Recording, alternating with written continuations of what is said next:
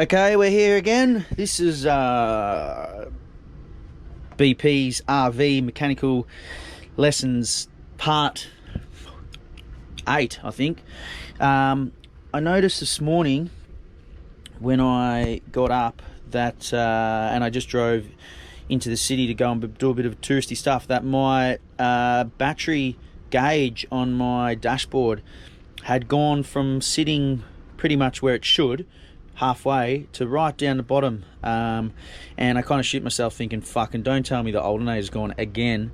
So anyway, I pulled her over and I had a look and played around a little bit and did a little bit of investigating, and I found that the alternator electrical connector seemed quite just loose. Now when I pushed on it, so here I've taken like the dog box off again, or dog house, whatever they call it, and I literally pushed on this little connection here, and as soon as I pushed on it, the battery gauge went from being where it is now to sitting halfway.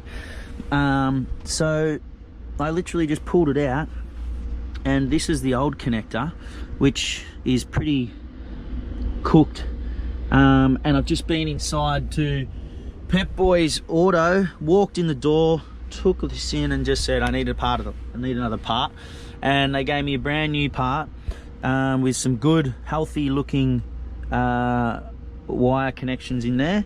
So hopefully I'm just gonna refit this, clip it on, and should be good.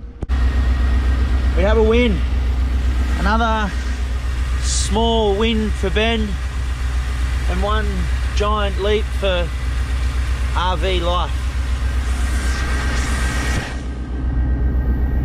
Connected these new wires, new plugs gone in there, and I know the car was off before, but that is where you really want your battery meter sitting. Yo.